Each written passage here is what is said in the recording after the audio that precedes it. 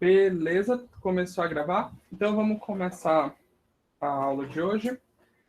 Primeiramente eu vou começar com um aviso, que é o seguinte: eu gostaria muito de que na próxima aula... deixa eu fazer, já que eu estou seguindo a aula dele, deixa eu fazer um negócio interessante aqui.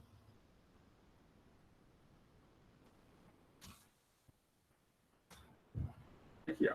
Quem não conhece essa página dele, o link eu já enviei para vocês, mas por segurança eu vou enviar de novo. Eu sou Paulo Frafiló, sou maravilhosa. A gente já viu toda essa parte de conceitos básicos. A gente já viu toda essa na aula de hoje, a gente vai terminar toda essa parte de busca em profundidade, tá bom? Então a gente já viu tudo isso aqui, a gente já viu, termina isso daqui hoje. E na aula que vem eu pretendo terminar essa sessão. Porque essa sessão parece que é grande por ter 3 tópicos, mas na verdade ela é o que eu falei para vocês, são coisas curtas com muitos exercícios que ele deixa para que vocês façam, para que vocês ganhem um insight melhor da matéria. Beleza? Então eu recomendo que vocês leiam. Então na próxima aula eu estou terminando essas 3 primeiras partes e eu gostaria de fazer a nossa primeira prova. Tá bom? Então, eu gostaria que a nossa primeira prova fosse semana que vem, na quinta ou na sexta. Que dia vocês preferem? Quem acha sexta, levanta a mão.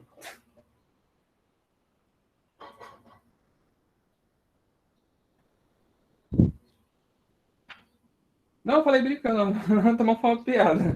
Falei na mensagem mesmo. Eu falei levanta a mão porque vocês estão com a webcam desligada, eu nem ia ver.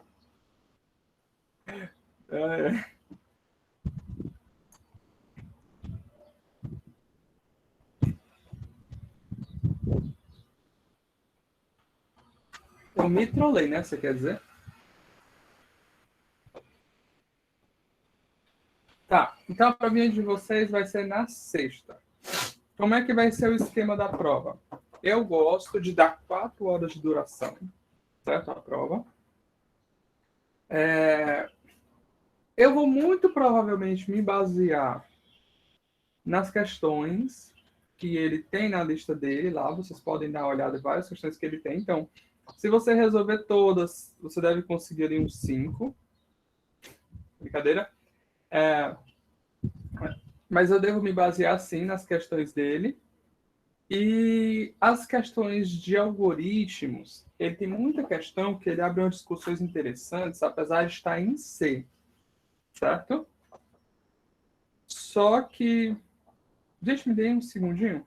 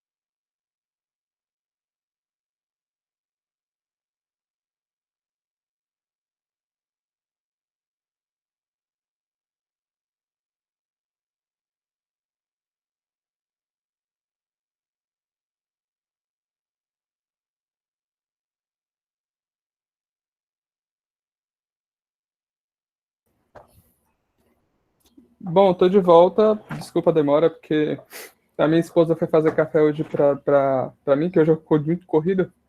Aí eu fiz chá numa panela ontem e ela fez o café na mesma panela. Então o café tava tipo com café com capim santo. E ficou bom, viu? Recomendo quem tiver vontade de provar umas misturas de café. Café com capim santo ficou uma delícia. Harmonia. Rapaz, ó, o Capim Santo é para relaxar, o café é para deixar elétrico. Acabou. A aula vai ser boa de novo. Bom, vamos voltar para cá. Então, façam as listas de exercício que estão no entre e sai desse texto dele. E as de algoritmo, ele aborda muitas discussões interessantes dentro da linguagem C, porque o algoritmo está em C, óbvio. Só que se vocês lerem a questão e tentarem entender, vocês vão ver que aquilo não é algo intrínseco da linguagem C, é algo intrínseco de qualquer linguagem. Então você pode pensar até no Portugal, e você se depararia com o mesmo problema de implementação. Tá bom? Então eu sugiro que vocês façam e tentem entender essas questões em particular, porque, bom, de repente, é uma questão interessante. Eu pretendo pegar a prova, ter umas 5 questões, tá? Vai ter uma questãozinha ali de prove, pelo menos uma ou duas, talvez 5, não sei, mais uma ou duas. E eu vou esperar que vocês consigam resolver, tá? Claro. Bom, deixa eu ver se tem mais alguma coisa sobre a prova. A prova vai ter 4 horas de duração. Eu faço ela para conseguir ser feita em 2 horas. Essas outras 2 horas eu deixo para caso você tenha problemas no processo. Tipo, o computador não iniciou, a internet caiu, ou eu não estou conseguindo converter o arquivo para PDF. Então eu dou essas 2 horas a mais para que vocês possam fazer isso. Então geralmente eu não passo de 4 horas. Tá? A não ser que, em último caso, eu acabe percebendo que eu pesei na mão, aí se eu sentir que eu pesei na mão, que é muito raro isso acontecer, quase nunca acontece, aí eu dou mais tempo, mas em geral não. Em geral fica isso mesmo. Tá bom? Alguém tem alguma dúvida?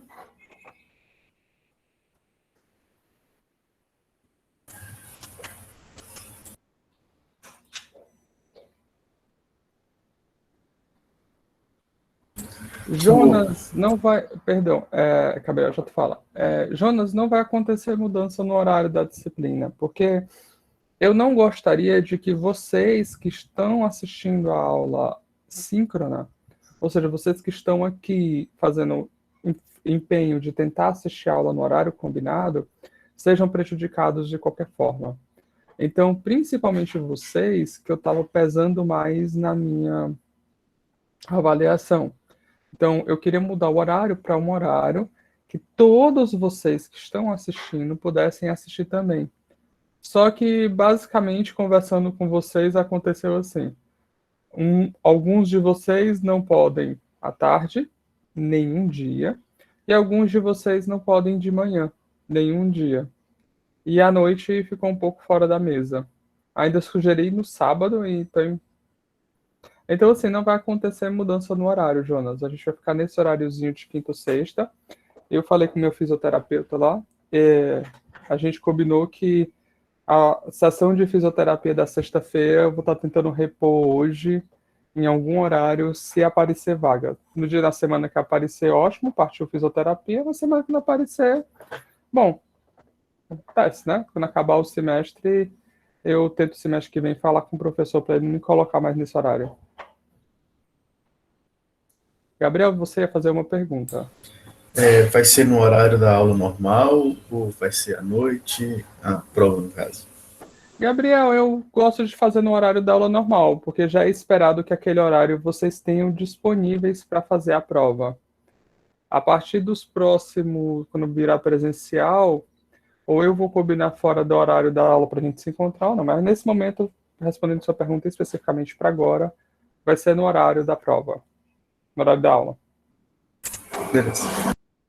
Mais alguma pergunta? Caros colegas. Professor, Sim. como é que estão os andamentos assim para a previsão para retorno presencial? E se tiver alguma previsão, como vai funcionar? Tá. Esse semestre não deve ter retorno presencial. Já foi decidido que o semestre vai ser ministrado à distância. Já teve uma nota da reitoria dizendo, que até achei muito engraçado a nota, que era assim, a aula só vai ser presencial caso ela não possa ser à distância. Aí o item seguinte era assim: a aula só vai ser à distância caso ela não possa ser presencial. Então, mas ficou decidido que ia ser à distância, e até porque não tem como mais, não tem como mais colocar todo mundo dentro da sala de aula. Eu tenho turmas com 60, 55 alunos. Tem professor que está relatando que tem turma com 70 alunos. Me fala ali no campus, onde é que eu vou botar 70 alunos? No Bandejão? Na Rio? No auditório, só. No auditório. Mas se fosse uma só disciplina, o auditório daria certo. Mas, por exemplo, eu tenho uma turma com 55 alunos. E mais 3, 4 professores tem mais. Porque um efeito que está acontecendo com. Um efeito que está acontecendo com. Como é que é o nome? Com o ensino à distância, é porque tem muita gente que está se matriculando no máximo de disciplinas que pode, na esperança de conseguir levar a disciplina sem estudar de fato. Por exemplo, você pega uma disciplina de probabilidade, uma disciplina de álgebra linear que eu estou ministrando, tá? O que é que o cara está estudando agora? Matrizes, determinante, inversões, produto e soma de matrizes, sei lá. Esse conteúdo básico inicial de álgebra linear. Meu amigo, o Wolfram faz tudo isso. Se eu jogo uma matriz lá e o cara simplesmente pega a matriz e joga no Wolfram, o Wolfram dá tudo pro cara. Entendeu? Então tem muita gente, e realmente muita gente está se aproveitando disso. Resultado, a gente tem turmas que antes não passavam de 40 alunos com 70, 80. As turmas que mais reprovam são as turmas mais lotadas. Então, assim, eu acho que eu fugi um pouco da sua pergunta. Só para finalizar a sua pergunta, para o próximo semestre, talvez possa ser que volte a ser esse ensino presencial. Porém, já teve uma portaria do MEC que ele liberou a gente de até o final do ano continuar no ensino à distância. Então, eu não sei se eles vão virar a chave no próximo semestre. Eu acho que enquanto os professores e os alunos não estiverem pelo menos parcialmente imunizados, ninguém vai estar aceitando voltar para a sala de aula, não. Eu tiro comigo como professor, eu não aceitaria. Eu ficaria, não é que eu uso o termo não aceitaria, mas eu teria bastante relutância em voltar para a sala de aula se eu não estivesse completamente imunizado. Isso eu estou sendo egoísta e falando de mim. Eu já ficaria incomodado em voltar para a sala de aula, eu imunizado e vocês não. Entendeu? Eu entendi. A minha pergunta também, foi até bom falar do próximo semestre, porque a gente, eu também sou professor, né? E a gente tomou e vamos tomar de novo a próxima dose daqui 3 meses, né? Pois é, Ou a minha seja, a vai minha tá em ser setembro. setembro. A minha A tá em minha setembro. também. E aí depois ainda tem mais uns dias. Eu falei, quer dizer, os professores vão estar, pode-se dizer, imunizados lá para outubro, digamos assim, Isso. né? E aí eu pensei, poxa, próximo semestre já vai voltar? E eu fiquei nessa dúvida. Então, eu acho pouco provável. Eu, por exemplo, eu não assinei aquele documento aqui de Fortaleza, não sei se vocês chegaram a ver, o documento exigindo que os professores assinassem, dizendo que consentem que semestre que vem, de uma forma ou de outra, eles irão retornar à aula, caso decidam que a gente vai retornar à aula presencial. Eu não assinei. Eu cheguei lá e me recusei a assinar.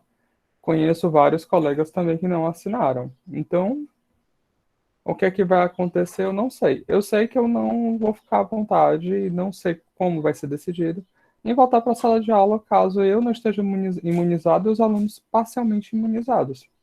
Porque, de fato, tem comprovado tem um estudo que comprova que criança, apesar de ter uma certa idade, ela tem uma transmissibilidade menor, uma coisa assim, né? Se não me falha a memória. Posso estar errado, tem que conferir esses dados.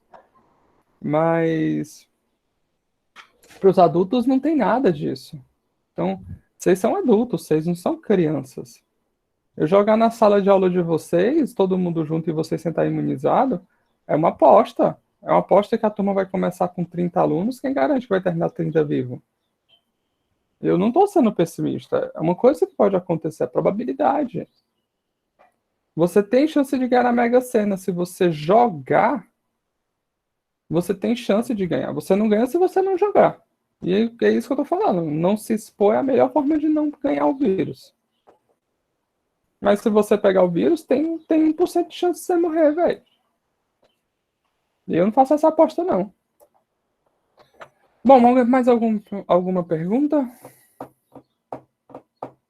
Sim, as salas estão muito numerosas. Essas de último semestre, José Lopes, da gente, geralmente eles não são muito numerosas, não. As turmas de último semestre, tem 10, 15, 20 alunos. Quando o ensino é presencial, geralmente eles têm, começa 15, termina 6, 7, entendeu? Então fica mais, dá para fazer o distanciamento social para essas turmas, mas as turmas de semestre iniciais. Bom, mais alguma pergunta, gente? Eu posso começar a aula.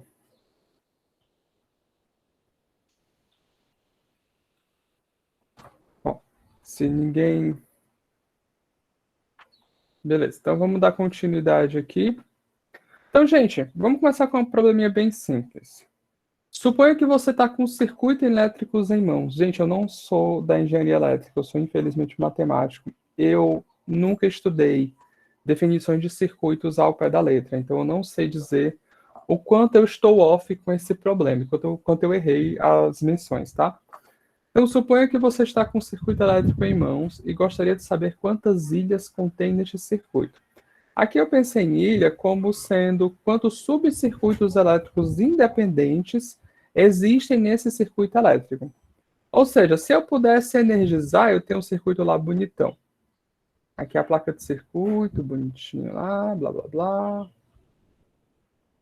Se eu pudesse energizar e ficasse colorido, se eu energizasse aqui, todo esse circuito ficaria colorido. Se eu energizasse aqui, todo esse circuito aqui ficaria colorido. Eu estou chamando isso aqui de ilhas, tá? Eu já ouvi esse termo uma vez sendo utilizado, eu não vi mais, então não sei se é utilizado, mas, bom. Então isso aqui é a ilha. Bom, por motivo de segurança, porque você está, de repente, estudando um problema no próprio circuito de forma geral, você não quer, certo, que energizar. Você não pode simplesmente ligar o circuito, porque de repente pode dar algum problema, não sei que tipo de problema você está estudando. Bom, então como é que a gente pode descrever uma forma eficiente de encontrar essas ilhas? Tá? Aqui eu vou fazer uma suposição para vocês. Eu estou supondo que cada circuito ele é um conjunto de componentes e suas ligações. Tá? Então, esse cara tá ligado a esse cara tá ligado a esse cara tá ligado a esse, tá? Quando eu falo ilha, em outras palavras, eu tô falando que ninguém daqui tá ligado a ninguém daqui. Isso aqui não acontece. Tá bom? Então, você tem acesso a essa informação, mas você não tem como saber, porque é um emaranhado muito grande, quem são as ilhas. Então, a pergunta é, como é que eu escrevo um algoritmo eficiente para descobrir quem são essas ilhas? E aí, quem tem alguma ideia legal? Quem não entendeu o problema? Eu tenho um circuito cheio de componentes que eu não sei, sim, não sei em partes o que é esse circuito. Só que eu sei que existem ilhas dentro desse circuito. E é isso que eu quero achar. Quem são essas ilhas? Eu acho que fica meio ruim, eu vou dar um zoom no circuito, tá bom? Eu estou dizendo algo do tipo assim. Esse circuito que eu estou desenhando, ele é muito bonitinho. As ilhas parecem que são independentes. Eu estou desenhando assim propositalmente como um exemplo, tá bom? Então, aqui dentro tem os componentes que fazem parte do teu circuito e como eles são ligados. Aqui dentro tem os componentes que fazem parte do seu circuito e como eles são ligados. Aqui tem seus componentes que fazem parte do circuito e como eles são ligados. Tá? O que eu quero saber é, você tem essa informação, como é que você descobre quem são essas ilhas? Do jeito que está aqui, parece muito fácil. Você pode trabalhar com um problema geométrico de corte. Só que, na realidade, às vezes não é assim, né? Às vezes você, por complexidade, por vários motivos, essas componentes, por exemplo, desse subcircuito, podem estar espalhados. Por exemplo, eu poderia ter, por alguma razão, alguma coisa assim. Eu tenho duas ilhas, que é essa daqui e essa daqui. Apesar de estar cruzando aqui, a gente pode estar usando aquele circuito multicamada e, na verdade, está passando por baixo ou por cima. Tá? Do jeito que está aqui, parece que só um probleminha de corte, fazendo um corte até achar os pedaços, funciona. Mas ele pode estar todo emaranhado para compactar espaço. E aí, como é que você descobre quem são os subcircuitos? Quem são as componentes que pertencem ao mesmo subcircuito? Melhorou? Melhorou. Tá, se eu pegar um circuito qualquer e fazer uma busca nas ligações, tipo, estou supondo que isso é um gráfico, porque parece muito um gráfico, né, cima de gráfico. Então, se eu fizer uma busca em profundidade, pegando qualquer ponto, eu vou chegar no fim em alguma hora. Supondo que existem ilhas, claro. Uhum. Continue. Só não sei se vai ser eficiente. Aí, por exemplo, como eu estou pegando um ponto qualquer, pode ser que eu pegue no meio de um lugar e tenha, vamos supor, tanta coisa para a direita quanto coisa para a esquerda. Então, teria que ficar fazendo essas coisas para os dois lados. Tá, ótimo. Volto já na tua resposta, mas eu vou na tua resposta por partes. Primeira parte que você levantou aí é o que é que significa eficiente. Eficiente é o seguinte, quando eu falo eficiente, vou responder esse problema da forma mais burra possível, tá? Como? Eu vou chutar quem são as ilhas e vou verificar se são ilhas de verdade, tá bom? E como é que eu faço para chutar? Bom, eu nem sei o tamanho das ilhas. Então eu vou fazer o seguinte, eu vou pegar o primeiro vértice, um vértice, e vou verificar. Esse vértice é uma ilha? Não. Por que ele não é uma ilha? Porque tem uma conexão saindo dele para fora. Ah, então ele não é uma ilha.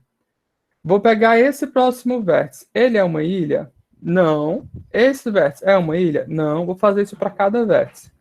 Se eu achar alguma ilha, eu tiro ela fora do nosso gráfico. Se eu não achar a ilha, eu vou verificar agora ilhas de tamanho 2. Eu vou pegar todos os pares de vértices possíveis e vou verificar. Pode haver ciclos dentro dela? Pode, não tem problema. Eu vou pegar. Eu podia ter isso aqui, Pedro. Pedro, eu vou ter isso daqui. Por exemplo, isso aqui é um círculo, não tem problema. Tá? Eu não sei como é que essas componentes em si funcionam. De repente, pode ser um componente eletrônico que precisa de duas entradas e isso daqui é só a força, entendeu? A energia. Um exemplo esdrúxulo, tá? Isso aqui é a fonte, isso aqui é um processador, isso aqui é outro processador, esse daqui precisa processar algo e envia para esse processador, que está sendo alimentado pela fonte. Aí, de repente, isso faz alguma coisa depois. Tá? Não tem problema ter circuitos. Ciclos. Então, o próximo passo seria, vou chutar que existe uma ilha de tamanho 2. Então, eu pego dois vértices, esses dois perguntam, é uma ilha? Não. Esses dois, é uma ilha? Não. Lembrando, existem duas coisas que eu tenho que verificar quando eu faço essa pergunta. É uma ilha. A primeira coisa é, todos os vértices entre si são alcançáveis a partir dos outros que estão dentro? Entendeu? Por exemplo, esses dois vértices eles já não seriam uma ilha, porque a partir desse vértice eu não consigo chegar nesse usando os arcos aqui dentro. Então isso já fere o primeiro conceito de ilha. Bom, mas aí esses dois aqui, eles têm essa propriedade, mas aí eles ferem o segundo conceito de ilha, que tem uma aresta dentro da ilha, ligando para um vértice, um arco que sai de dentro da ilha para um vértice fora da ilha. Então, toda vez eu faço essa pergunta. Então, agora eu pego todos os pares. Achei alguma ilha de tamanho 2? Não. Agora eu vou pegar todas as triplas. Depois eu vou pegar todas as quádruplas. E aí eu vou resolver isso sucessivamente. Tá? Então, vamos lá. Se o teu gráfico tem N vértices, então tu vai testar todos os caras de tamanho 0, tamanho 1. Depois, tu vai testar todos os caras de tamanho 2. Depois, tu vai testar todos os caras de tamanho 3. Depois, até testar todos os caras de tamanho N, ou seja, o próprio grafo todo. Eu nem sei quanto tempo tu vai gastar só para responder essa pergunta. É uma ilha, tá? Porque só responder essa pergunta gasta muito tempo. Mas só a quantidade de testes aqui que tu vai fazer já é da ordem 2 elevado a n menos 1. Certo? Então, isso aqui já é da ordem 2 elevado a n menos 1. Então, esse teste que eu fiz aqui, ele resolve o nosso problema? Resolve. Mas ele não é eficiente, ele é burro. Não, ele não é eficiente. Burro é muito agressivo, tá, gente? Então, ele não é eficiente, porque ele gasta um tempo exponencial. Fica claro, Gabriel, o que eu quero dizer com eficiente? Quando eu falo eficiente, Sim. eu não quero que você me dê uma resposta que resolve o problema, mas é impraticável. Eu vou demorar uma eternidade para fazer. Isso é uma medida de ineficiência, tá?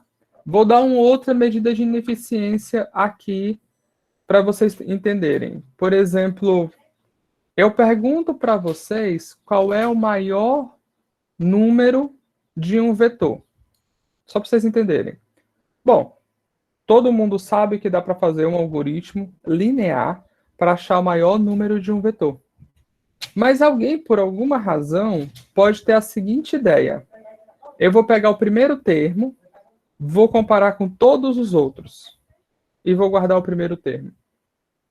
Certo? Depois eu vou pegar o segundo termo e vou contar quantos caras... Ó, olha a ideia, eu vou achar o maior cara de uma forma diferente. Eu vou pegar o primeiro termo do teu vetor e vou contar quantos caras são maiores do que ele. E vou colocar aqui embaixo. Vou pegar o segundo termo do vetor, vou contar quantos caras são maiores do que ele e vou colocar aqui embaixo. Vou fazer isso para todo mundo. Depois, eu faço uma busca linear para achar o cara que tem 0 caras maiores do que ele. Porque se tem 0 caras maiores do que ele é o maior possível. Respondi a pergunta, ó, qual a complexidade desse algoritmo? Cada cara eu comparo com todos os outros. Isso aqui é, para cada n eu gasto n, então eu gastei n ao quadrado. Essa minha estratégia é factível, é polinomial. Mas burra. Desculpa, de novo, não burra. Não é eficiente. Você desnecessariamente gasta tempo. Certo? Então, o correto é... Esse algoritmo não é eficiente. Você consegue um que é linear. Então, é meio que subjetivo. Às vezes, a pessoa realmente ela não tem o feeling do linear e chega com essa solução aqui. Entendeu? Mas é aí dentro o ponto do que eu quero dizer que é eficiente. Em Cana, a gente explicita. Bom, a segunda parte da ideia do Gabriel é executa uma busca em profundidade e vai vendo, porque pode ser que tenha mais de uma solução ou não. Ou pode ser que tenha uma ilha ou não. Bom, se o grafo todo é conectado assim, ó, então ele tem quantas ilhas? Uma, tá bom? Ele mesmo. Então, a ideia da busca em profundidade é ótima, porque a busca em profundidade, ela vai visitar todos os vértices do grafo. Então, você chama a busca em profundidade. Ela vai pegar o primeiro vértice que não foi visitado. Daí, ela vai executar uma busca em profundidade, chamando aquela recursão lá que a gente tinha. Quando terminar a recursão, ele vai sair daquela recursão e vai perguntar, ainda tem algum vértice do grafo que eu não visitei? Nessa transição, em que ele sai daquela recursão e vai fazer essa pergunta, ele está dizendo que ele já visitou todos os vértices que são alcançáveis a partir daquele primeiro vértice para qual a chamada da recursão foi feita. Em outras palavras, o que eu estou dizendo para você é, naquele exato momento, ele saiu de uma ilha. Tá? Então, quando ele chamar a função recursiva aqui, ele vai, por exemplo, começar com esse vértice, Daí ele vai visitar esse vértice que é o filho, daí ele vai chamar recursivamente para esse vértice que é o filho, daí ele não tem mais quem chamar, ele volta, acabou a chamada da recursão. Naquele momento, ele vai sair dessa chamada. E aí, nesse momento que ele vai fazer essa nova pergunta, alguém ainda não foi visitado? Ele está dizendo, ó, acabei de sair de uma ilha. E aí é lá que você enumera. Porque a pergunta é, escreva uma forma de encontrar esses subcircuitos. Então, ali, você fala, esse cara, desde a última vez que eu enumerei até agora, compõe uma ilha. Tá? Repara que aqui, para isso daqui funcionar, eu estou supondo que o grafo ele é não orientado. Tá bom? Eu estou supondo que o nosso grafo ele é bidirecional. Um exercício interessante é pensar a equivalência do que seria esse problema se você tivesse uma ordenação, desculpa, uma orientação em cima das arestas.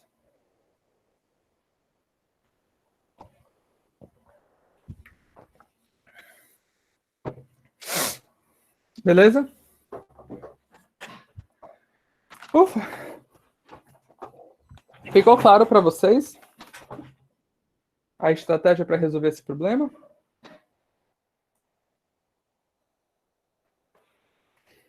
Show! Bom, vamos dar continuidade. A gente vai agora definir o conceito de intervalo de vida. A gente já está trabalhando com um... Vai falar, Gabriel? Sem querer. Ah, tá. A gente está falando, definiu o conceito de intervalo de vida. Qual o intervalo de vida? Essa recursão, ela é muito importante. Quando ela sai, é o que eu falei para vocês, você tem noção que você saiu de uma ilha. A gente vai revisitar esse problema no futuro, tá, gente? Então, o tempo que você chama essa recursão para o tempo que essa recursão acaba, a gente chama de intervalo de vida daquele vértice. Tá bom? Então, o intervalo de vida nada mais é do que o tempo de execução do intervalo. Onde uma outra forma de definir isso é o exato momento em que você inicializou aquele vértice pré, aquele vetor pré, que é o vetor que a gente inicializa quando você vai entrar na recursão, e o vetor pós, que é o vetor que inicializa quando você termina a execução. Para quem não lembra, esse pré mostra a ordem que os vértices são executados, visitados, e esse pós, ele mostra a ordem que os vértices terminam a recursão. Certo? Beleza? Então, o intervalo de vida é isso. Professor, então o intervalo de vida começa com pré e termina com pós? Não.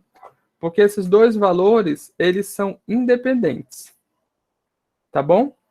Então, o intervalo de vida é um negócio no relógio mesmo. Você marca assim, ó, tá bom? E começa a cronometrar quando é chamado o pré, ou quando é chamada a recursão, e termina de cronometrar quando termina a recursão. Quando acaba o intervalo de vida, o que é que acontece com o vértice? A gente diz que ele morreu.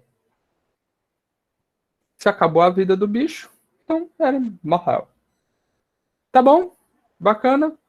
Já a gente volta para redefinir uma forma interessante de pensar no intervalo de vida. Mas nesse exato momento, imagina que há um tempo em que você chama o vértice, a recursão dele, e que termina a recursão dele, tá? Ah, professor, mas isso fica muito mal definido, porque tem computadores que vai ser mais rápido, tem computadores que vai ser mais lento, Bom, não importa. O intervalo de vida é quando começa a recursão e termina a recursão. Isso está bem definido. Tá? Primeira propriedade de intervalo de vida. O intervalo de vida de dois vértices, ou eles são encaixados, ou eles são disjuntos. Tá? Ou seja, o que eu estou falando para ti é que se o intervalo de vida do vértice V, interseção, o intervalo de vida do vértice W for diferente de vazio, isso aqui implica que LV está contido em LW ou LV contém LW. Tá? Se eles têm interseção diferente de vazio, isso acontece. E como é que a gente argumenta isso? Como é que a gente prova que isso é verdade? Bom, o que eu estou falando para você é o intervalo de vida do primeiro vértice começa quando a recursão dele é executada. Tá? E termina quando a execução dele é terminada. O que acontece quando eu digo isso daqui? Eu estou dizendo que se a interseção desses dois caras acontece é diferente de vazio, deixa eu colocar aqui que talvez fique melhor para vocês entenderem. Suponha que aqui é a linha do tempo. Tá? Aqui começa o intervalo de vida do vértice V. Aqui termina o intervalo de vida do vértice V. Tá? Então isso aqui eu vou botar o intervalo de vida do vértice V. O que acontece se eu disser que isso daqui está acontecendo? Repare que isso aqui é a única situação em que isso aqui pode ser diferente de vazio e isso aqui não acontece. Tá? O que acontece se eu disser que isso aqui está fazendo? Eu estou dizendo para ti que dentro da chamada da recursão do vértice V, certo?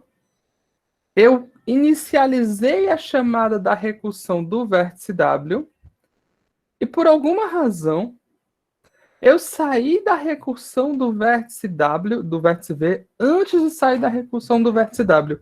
Isso é possível?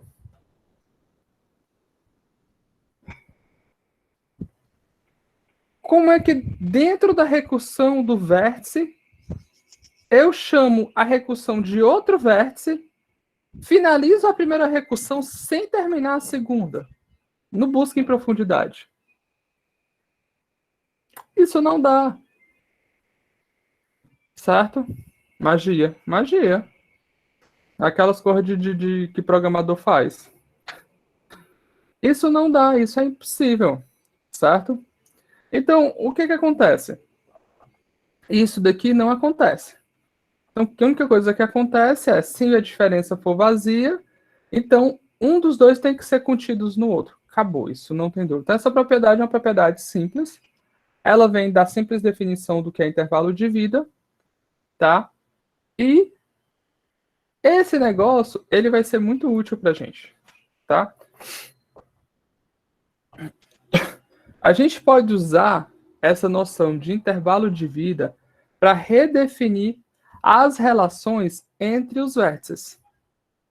Por exemplo, vocês lembram das relações entre vértices? Ancestral, né? Ancestral, descendente, prima à esquerda, prima à direita, né? Bom, pensando em intervalos de vida, o que significa ser ancestral? Ser ancestral quer dizer que na nossa floresta radicada DFS, certo? Existe um caminho a partir do vértice S, que é o vértice que eu estou analisando, até o vértice, alguma coisa assim, X. Pronto, X. Então, se isso aqui acontece, eu estou dizendo que o vértice S é ancestral do vértice X. Certo? Ou que o vértice X é descendente do vértice S. Ora, mas eu inicializo a chamada recursiva aqui. Ele chama a chamada recursiva aqui. Ele chama a chamada recursiva aqui. Até chegar aqui, ele chama a chamada recursiva do X. Ele executa a chamada recursiva do X, termina, daí ele vai voltando. Isso aqui está dizendo para a gente que o intervalo de vida do vértice S contém o intervalo de vida do vértice X. Ou seja, se o intervalo de vida de um vértice S contiver o intervalo de vida de um vértice X, então S é ancestral de X. Ou X é descendente do vértice S. Beleza? Bom, e é exatamente isso as nossas novas formas de definir a noção de ancestral e de descendente usando intervalos de vida. E primo? Vocês lembram o que é primo à esquerda e primo à direita? Primo à esquerda é se eu comecei a verificar, tá, a recursão. Se eu comecei a verificar a recursão e terminei de verificar a recursão antes de verificar e terminar outra recursão. Então, eu tenho um intervalo de vida do vértice S, eu tenho um intervalo de vida do vértice X, e eu estou dizendo, a vida desse cara aconteceu antes da vida desse cara. Se isso acontece, eu estou dizendo, então, que esse cara é um primo à esquerda do vértice S desse cara. E esse cara, por analogia, é um primo à direita desse cara. Beleza? Não era isso? Primo à esquerda e primo à direita? Aí eu pergunto para você, como é que eu faço para definir que um intervalo vem antes do outro? Simples. O x é primo à esquerda de y se máximo de Lx é menor do que o mínimo de Ly. Ou seja, Lx aconteceu antes de Ly. Importante que é estritamente menor, porque nunca vai acontecer o igual. Lembra que o nosso contador ele é injetivo, ele leva valores diferentes em valores diferentes. Então, eu nunca vou ter um intervalo que se toca. E até porque se tocar, a gente tem aquela propriedade anterior que fala que eles têm que ser encaixantes. Bom, analogamente, ele é dito primo à direita se ele acontece depois, certo? De y. Então, esse máximo é em relação à tua definição de intervalo. O intervalo é uma medida temporal, certo? Então ele começa, sei lá, em x e termina em y. Começa em A e termina em B. Então tu pega o maior valor dentro daquele intervalo, que nesse caso seria o B. Deu para entender? Apesar de eu não ter definido o que é onde é que o intervalo de vida toma valores, mas o intervalo de vida ele é uma medida de tempo. Então ele é algo numérico. Ele tem um começo e um fim bem definido numericamente. Porque a gente está medindo tamanhos. Entendeu?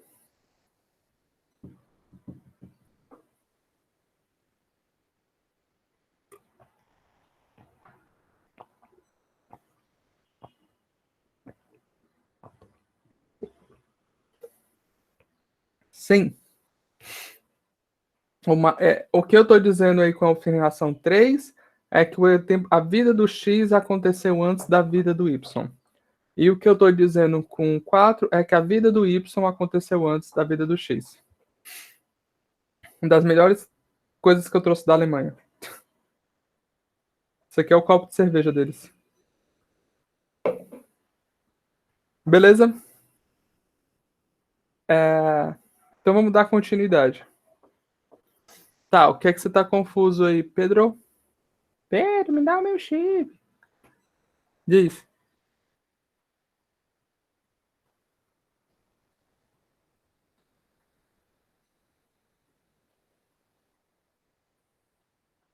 Eu vou dar um exemplo que eu acho que vai ficar mais claro, tá bom?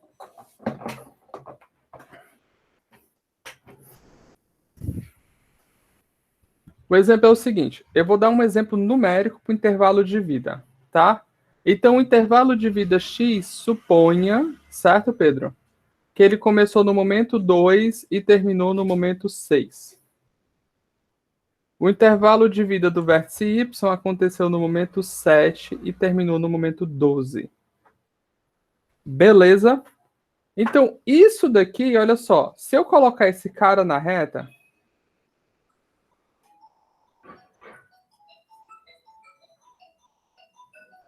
acontecer antes quer dizer que na busca em profundidade, esses vértices que estão comparados não estão contidos um no outro? Exatamente. Na prática, é dizer que um não é ancestral nem descendente do outro, tá? Então, é dizer que esse tipo de coisa aqui que eu estou desenhando aqui em cima estava acontecendo. Você tem sua reta aqui, o primeiro começa no 2 e termina no 6, e o segundo começa no 7 e termina no 12. Então, o que eu estou falando com isso daqui, ó, é uma forma de reescrever isso daqui. Eu estou falando, pronto, ó, que o intervalo do x acontece à esquerda do intervalo do y. Em outras palavras, o maior valor desse cara, que é o 6, é menor do que o menor valor desse cara.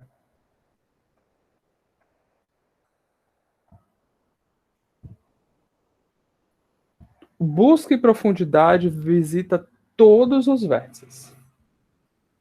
Você acabou a busca, todos os vértices são visitados.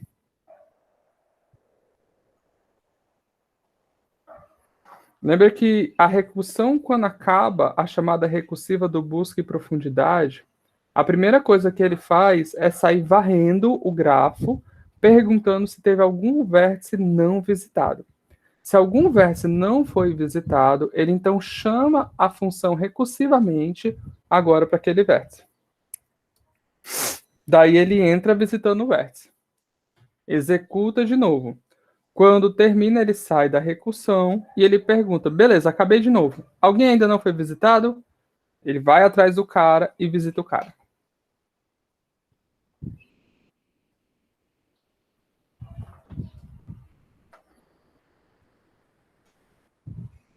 Essa parte aí eu não sei não, mas eu não conheço, na verdade, que é um processo POU de STR.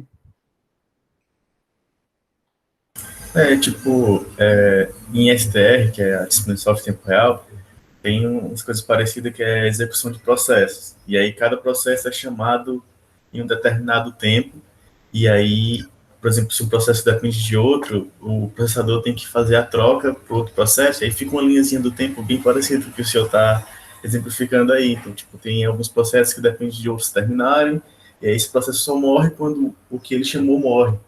E aí tem processos que rodam independente, Pronto, é isso. parecido. É isso, do jeito que você falou exatamente isso. Você tem um processo que chamou outro processo. Eu não posso matar o primeiro processo dizendo que o segundo continua independentemente. Eu preciso que o segundo processo morra para o primeiro morrer.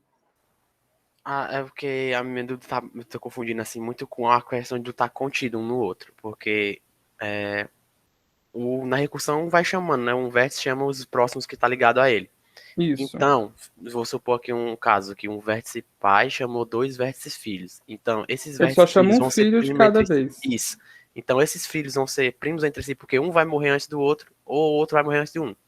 Isso. Esses vértices seriam primos entre si.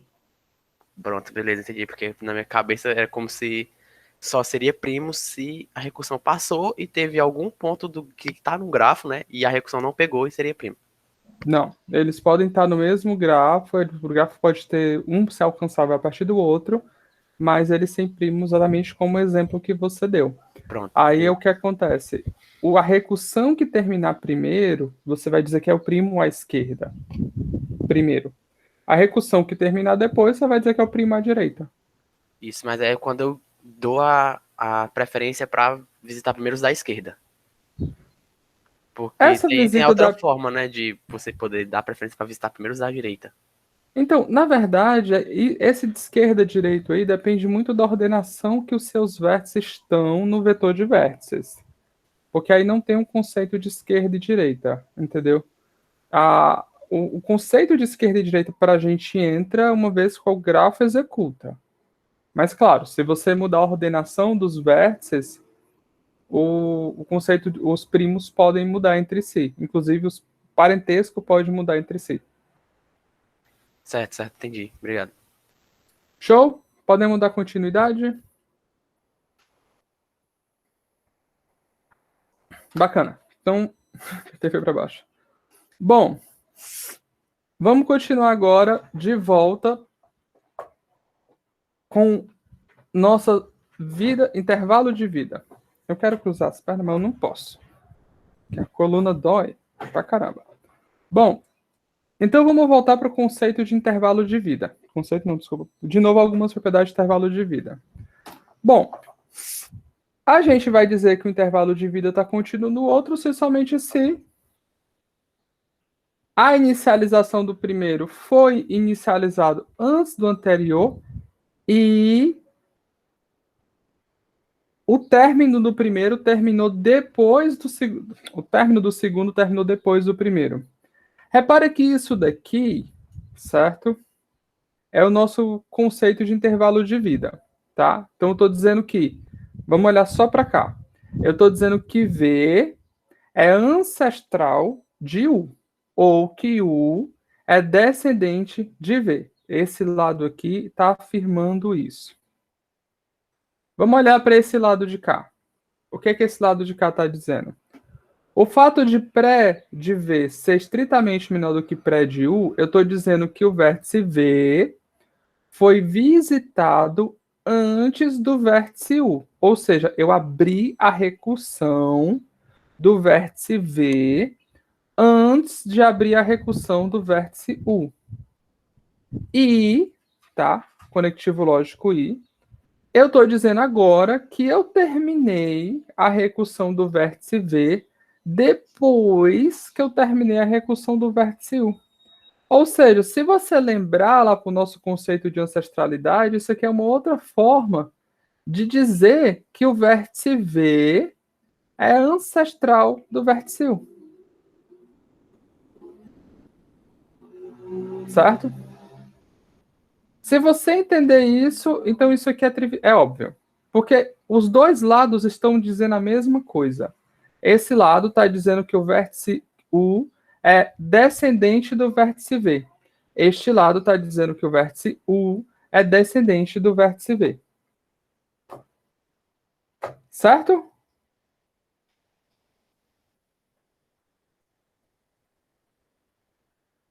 Vamos para o próximo caso, que é agora no que é a interseção da primalidade.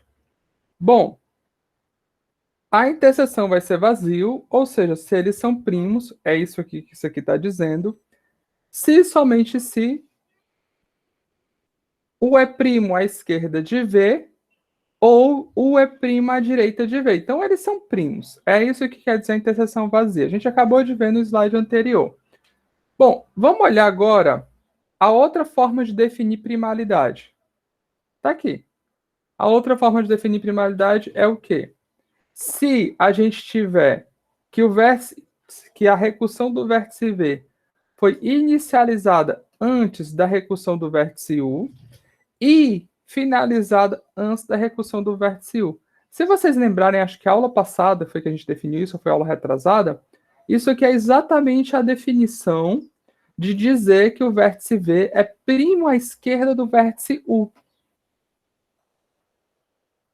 De forma análoga, isso daqui é exatamente dizer que o vértice V é primo à direita do vértice U. Então, esse lado da afirmação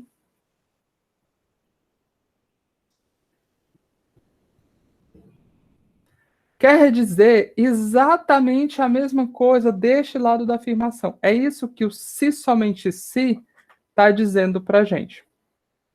Tá bom? Um se somente se, ele fala que as duas coisas são equivalentes. Então, ele está falando para a gente, na verdade, que apesar de que até agora nós estávamos trabalhando com o conceito de intervalos de vida de forma abstrata, sem saber dizer uma forma de cronometrar corretamente, eu estou falando para você que você pode só usar o pós e o pré dessa forma para trabalhar com os conceitos de intervalo de vida. Ou seja, eles estão relacionados. Professor, mas Oi. aí o pós de V não tinha que ser menor que o pré de U? O pós de V... Aonde? Nessa primeira parte da afirmação. Essa aqui? Se tivermos pré de V menor que pré de U e pós de V menor que pós de U. E o pós de V não devia ser menor que o pré de U também, não? Não. O vetor pós não tem nada a ver com o vetor pré. O vetor pré, ele é inicializado quando a recursão é chamada. O vetor pós é inicializado... Ah, entendi o seu ponto. O seu ponto é que você está pensando que, na verdade, o vetor pré e o vetor pós, eles são algo do tipo... Vou dar um exemplo bem esdrúxulo, tá, gente? 1, 2, 3, 4, 5, 6, 7, 8. Por exemplo, ele está dizendo que o vértice V1, V2, V3, V4. Ele está dizendo que o vértice V1 foi inicializado no tempo 1, o vértice V1 foi finalizado no tempo 2. O vértice V2 foi inicializado... Não é assim que você está pensando? Sim, sim. Só que isso não é verdade. Eles são independentes. Na verdade, isso daqui é mais correto assim, ó.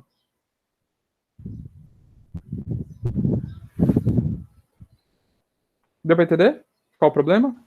Não. Da forma que você está pensando que tem um único contador que inicializa os dois. Só que, na verdade, você tem um contador para cada um.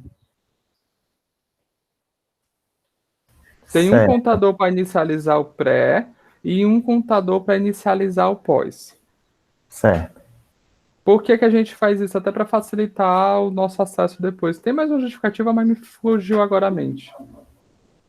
Tá, eu perguntei mais porque você tinha falado no slide anterior que o pós tinha que ser menor que o pré do próximo. Não, no slide anterior, que é isso daqui que você está falando, né? É.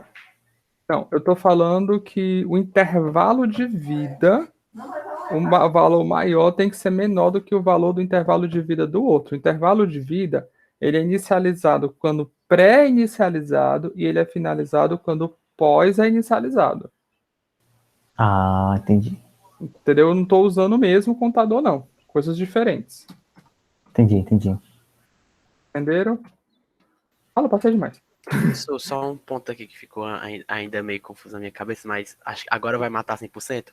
Então pode haver um pai de V e de U que sejam o mesmo ponto, o mesmo vértice?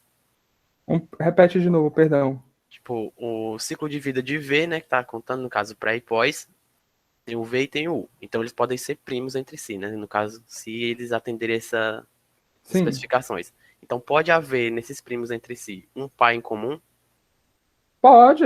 O exemplo que você deu, inclusive, você vai ter um vértice com 2 filhos. Esses filhos, eles têm a recursão executadas em tempos diferentes.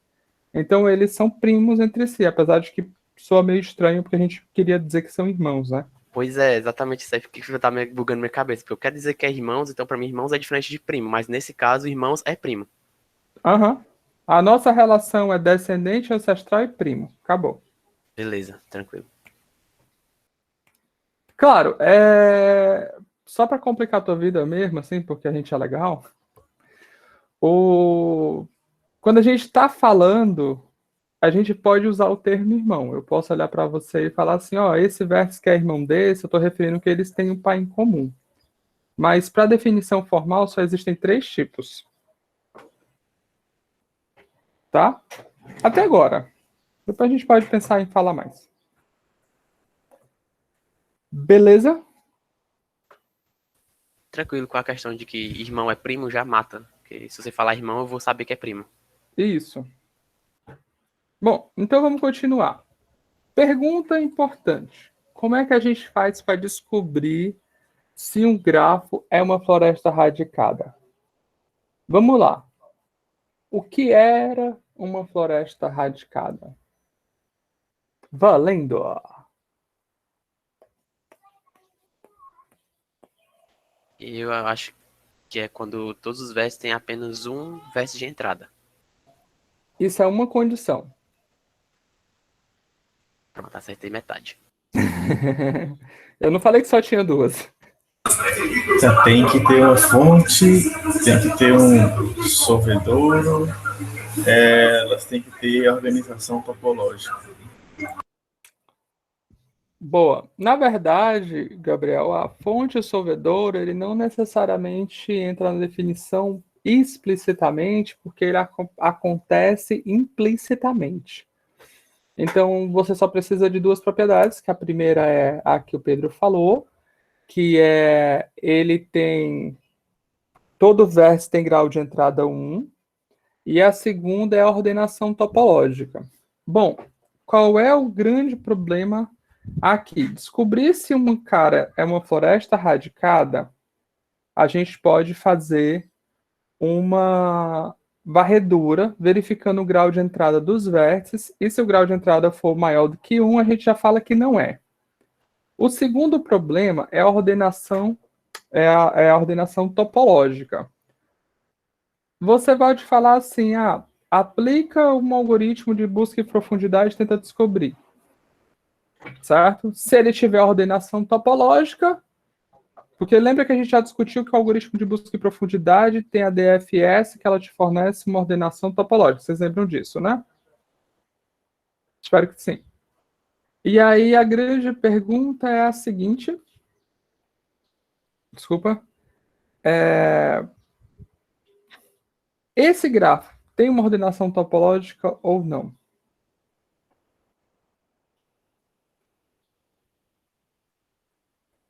E aí? A gente tentou fazer alguns exemplos de quando tem e quando não tem ordenação topológica. E um caso que a gente viu que não tem ordenação topológica era muito simples. Era quando a gente, não importa a ordenação que eu pegasse, eu ia ter uma aresta voltando. E a gente discutiu sobre isso daqui umas 2 aulas atrás, e a gente descobriu que, na verdade, ciclos são caras muito ruins. Porque um ciclo, você nunca vai conseguir uma ordenação topológica dele. Certo? Então, parece que encontrar ciclo é um problema grande no nosso problema de definir se um grafo é uma floresta radicada ou não. Professor, não é só executar o algoritmo de busca em profundidade. A gente vai já chegar nesse ponto. Mas todo mundo entendeu onde está o nosso problema aqui?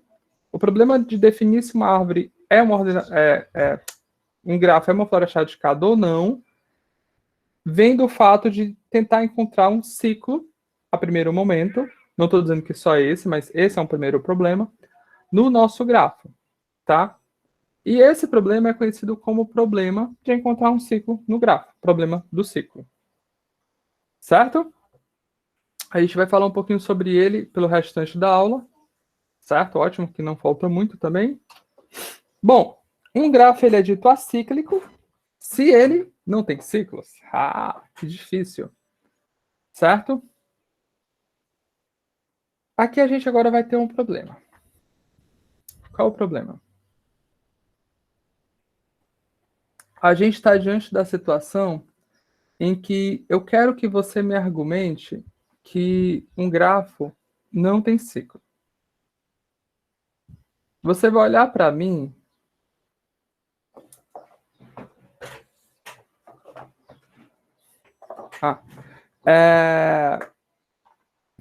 você vai ter que olhar para mim e me convencer de que um grafo não tem ciclo.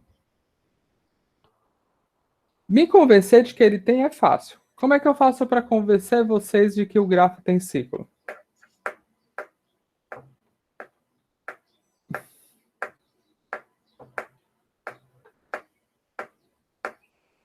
E aí? O que é que vocês sugerem? Nosso problema é o seguinte. O nosso problema é encontrar um ciclo no grafo. Como é que eu convenço vocês que o nosso grafo tem um ciclo?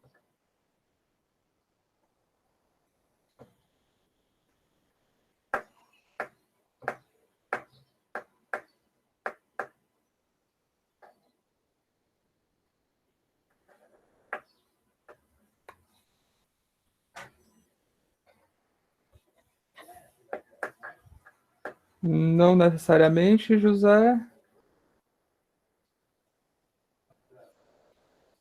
Vocês estão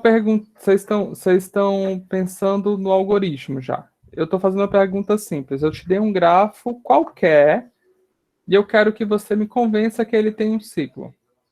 Como é que vocês me convenceriam? Quer se busca em profundidade agora?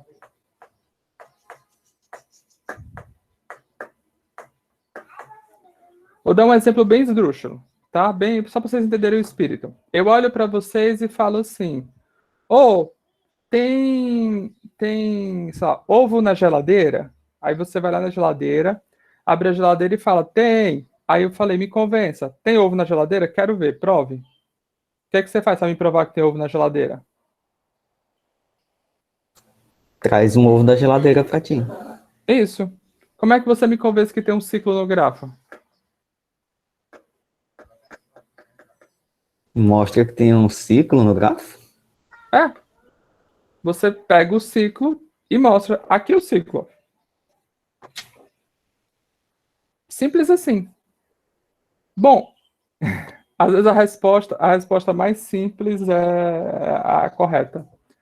Bom, isso. Não, mas é. Ela fica difícil muito rapidamente, tá? Você me respondeu sim. Ele tem um ciclo no grafo. Aí fica fácil. Tá aqui o ciclo. É muito óbvio. Pergunta: como é que você me convence de que não tem?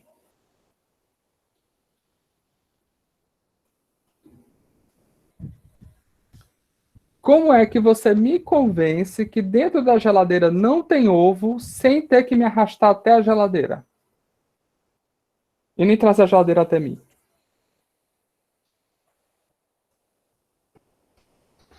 Como é que você me convence de que não tem ciclo? Eu não tenho nenhuma obrigação de acreditar na sua palavra. Eu quero uma argumentação de que, de fato, não tem ciclo. E te vira, peão. Até segunda ordem, você é um belo do mentiroso.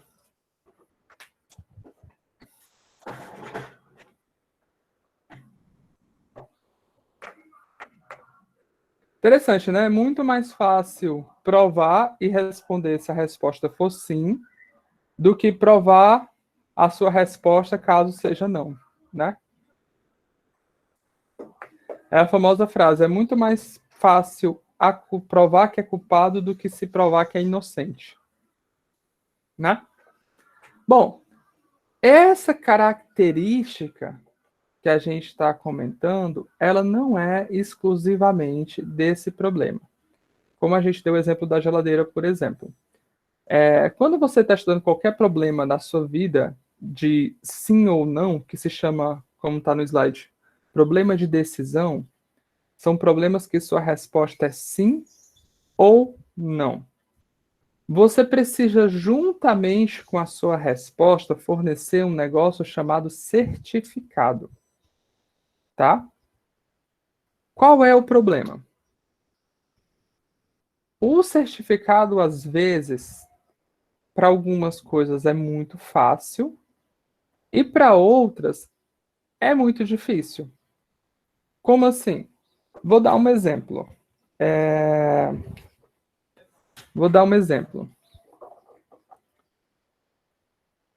Se a gente tivesse todo o tempo... deixa eu pensar um exemplo factível. Se eu tenho um conjunto de medicações, certo? Se eu tenho um conjunto de medicações, tá? Não, perfeito. A do próprio ciclo. Eu vou dar uma certificação burra para nós, tá bom? No caso em que eu respondo para você sim, o grafo tem ciclo, eu posso lhe dar um certificado que é o próprio ciclo. Tá aqui o certificado de que a minha resposta está correta, tá aqui o ciclo. Quando a minha resposta é não, eu posso fazer o quê? Ao invés de eu te dar um certificado explícito, eu te dou um certificado implícito. Eu te ensino a você verificar por conta própria que não tem. No caso, ir na geladeira, me levar na geladeira seria esse certificado. Te levo na geladeira para você ver com os seus olhos que não tem. Esse seria o certificado mais algorítmico. Para o problema do ciclo, eu posso olhar para a sua cara e falar assim, cara, não tem ciclo, mas eu vou te mostrar um algoritmo. O algoritmo é esse daqui, executa, e eu te argumento, como o Pedro falou, uma coisa que vai acontecer caso não tenha ciclo. Certo? Então, existe esse outro tipo de certificação, mas você sempre tem que certificar a sua resposta. Deu para entender bem a discussão? Então, eu posso dizer que na geladeira não tem ovo. Aí, se você for lá e tiver, você pode tacar na minha cabeça, sério? Seria tipo isso? Pronto, essa é a forma cearense de dar o certificado de não. Porra, vai lá ver se tiver eu como tudinho. Então você pode jogar na minha cabeça. Ou esfrega a sua cara. Aquela mansidão da mãe, né? Mas entenderam? É essa a analogia. A certificação que sim é fácil, a certificação que não é difícil. Quando você vai trabalhar com problemas de classificação, que você quer classificar seu problema como PNP, CONP, blá blá blá, essa certificação é importante, porque tem certificação que é tão difícil quanto resolver o problema. O que eu quero dizer, tem certificação que mesmo sim, certo? Mesmo o lado de responder sim é difícil, tão difícil quanto resolver o problema. E você usa isso para classificar seus problemas. Quem tiver mais interesse pode estudar um pouco teoria da complexidade. Isso é bem interessante, tá bom? Bom, então vamos voltar para o problema do ciclo. O problema do ciclo, a versão de decisão dele se torna o quê? Dado um grafo G, ele é acíclico? Sim ou não? Aqui eu vou fazer um entre parênteses novamente, que é o seguinte. A teoria da complexidade, ela trabalha muito com o conceito de problemas de decisão. Porque converter um problema na sua versão de decisão torna mais fácil você comparar eles. Por exemplo, não adianta eu comparar um problema de encontrar o menor caminho daqui para Fortaleza, daqui para Sobral, com um problema de descobrir a senha, com um problema de descobrir a menor rota passando por todas as cidades do Ceará, sei lá, e voltar para Fortaleza. Certo? São dois problemas que, a primeiro momento, eles estão muito amarrados à estrutura que você está trabalhando e eles estão trabalhando instâncias de tamanhos diferentes. Então, uma forma de você comparar eles é primeiro transformar eles no mesmo tipo de problema, certo? Que é o quê? O problema de decisão. Você pode, todo problema, converter ele num problema de decisão. Por exemplo, o menor caminho daqui para Sobral, eu posso transformar num problema de decisão. Como? Existe um caminho daqui para Sobral que seja menor do que 280 quilômetros? Sim ou não? Existe uma rota para passar por todas as cidades do Ceará e voltar para Fortaleza que eu gaste menos de 3 dias? Sim ou não? É o mesmo problema, só que numa versão de decisão. Tá bom? Bom, os certificados de não são certificados consideravelmente mais difíceis de encontrar para esse caso. Alguns casos, o certificado de não é fácil e o certificado de sim que se torna difícil, tá? Mas, para o nosso caso, a gente tem um certificado de não, certo? Que é o certificado de não que o Pedro Vasconcelos falou. Executa... Não, agora que eu vi que tem dois Pedro. Bom, que um dos Pedros falaram. Executa o algoritmo de busca em profundidade quando ele foi o Gomes, Pedro Gomes, que o Pedro Gomes falou, executa o algoritmo de busca em profundidade quando você observar uma aresta que aponta, um arco que aponta para um vértice já visitado, então você fechou um ciclo. E acabou. Mas aí que está o problema. A gente está fazendo tudo isso, certo? Preste atenção. O problema original era decidir se o nosso grafo tinha uma ordenação topológica. Porque se ele tiver ordenação topológica que satisfaz aquela condição, ele é uma floresta radicada. Certo? Então, como é que é a certificação de sim para decidir se o nosso grafo tem uma ordenação topológica. A certificação de sim, certo? É a ordenação topológica. E a certificação de não? E agora, José? Não tem tão diretamente, mas tem na nossa discussão. A gente argumentou que um ciclo é uma restrição. Então, a gente argumentou que um ciclo é uma restrição, tá? Para garantir que o nosso grafo não tem uma ordenação topológica. Mas aí eu pergunto para vocês: é suficiente isso?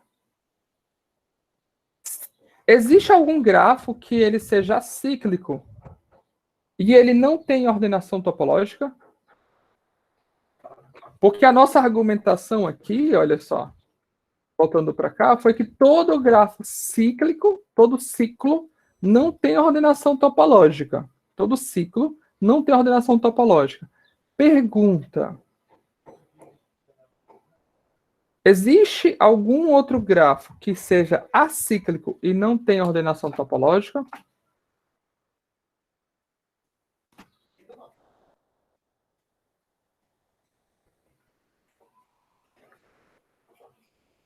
Bom, se tiver, tá ruim para nós.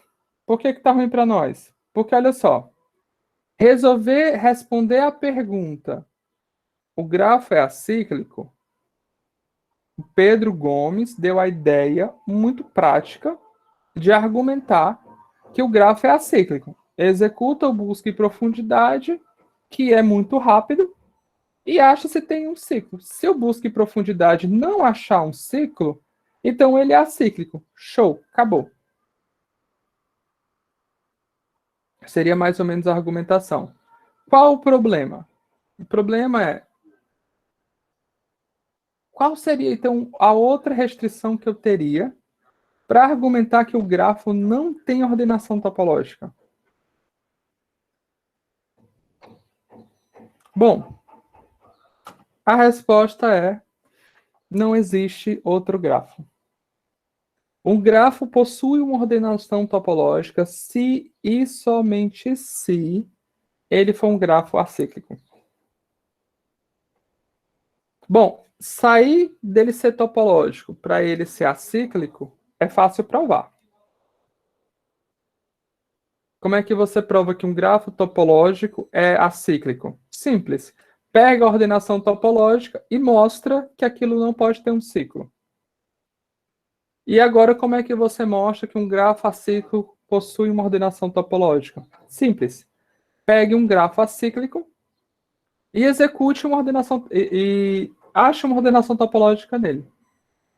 Qual é a grande coisa desse teorema? Porque agora eu tenho uma certificação de não para o problema da floresta radicada. Como é que eu decido se uma floresta é radicada? Simples. Eu primeiro faço uma varredura e verifico se todo mundo tem grau de entrada no máximo 1. Depois, eu simplesmente faço uma varredura e verifico se tem um ciclo. Ou seja, eu posso usar a estratégia do Pedro Gomes.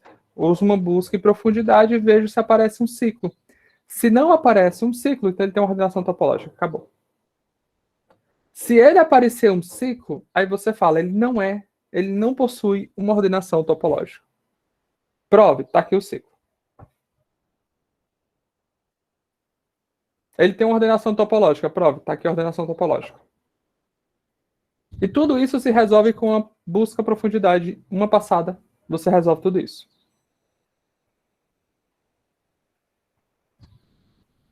Entenderam a discussão? O problema era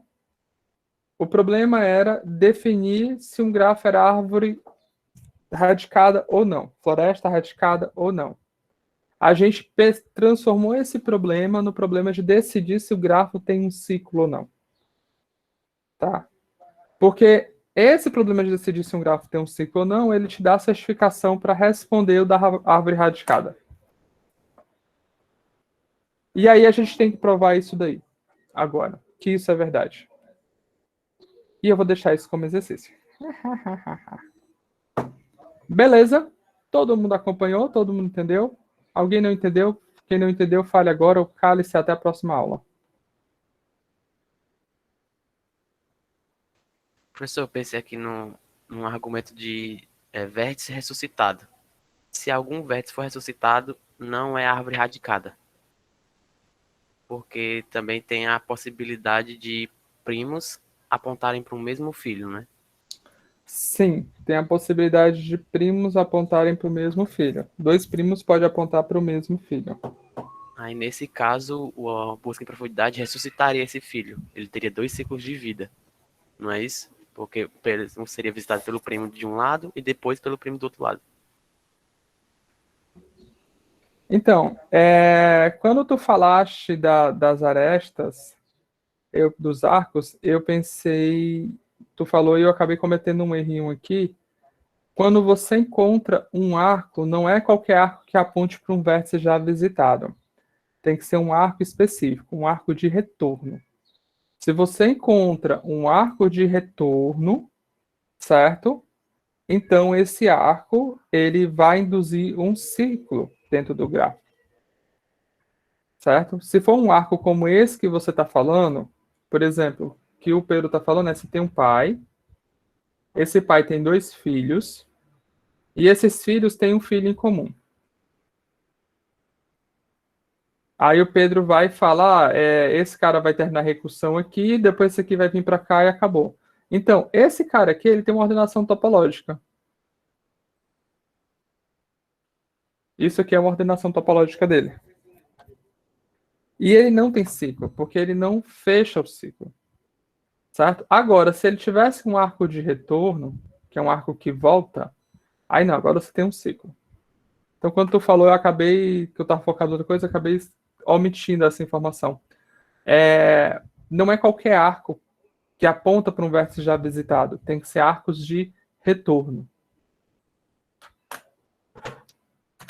Entendeu? Então isso quer dizer que o arco que volta não pode ser exatamente para o parente mais próximo. Tem que ser para um maior. Não. O arco de retorno é um arco que aponta de um vértice ao seu ancestral. Certo? Então Certo? pula o pai, pulando o pai, né, no caso. Não, pode ser para o pai, ó. Se fosse assim, ó. Isso aqui é um ciclo. Ah, tranquilo, entendi então. Entendeu? O importante é que ele está voltando na tua árvore genealógica. Esse arco aqui, suponha que essa aqui seja a tua árvore DFS. Seja esse arco e esse arco aqui. O fato de existir esse arco aqui que aponta para o filho em comum desses 2 vértices não é um problema. Esse arco aqui não gera problema para a gente. O que gera é esse arco que aponta para o ancestral. Ou esse arco aqui que aponta para o ancestral. Entendeu? Beleza. Alguém tem mais alguma dúvida?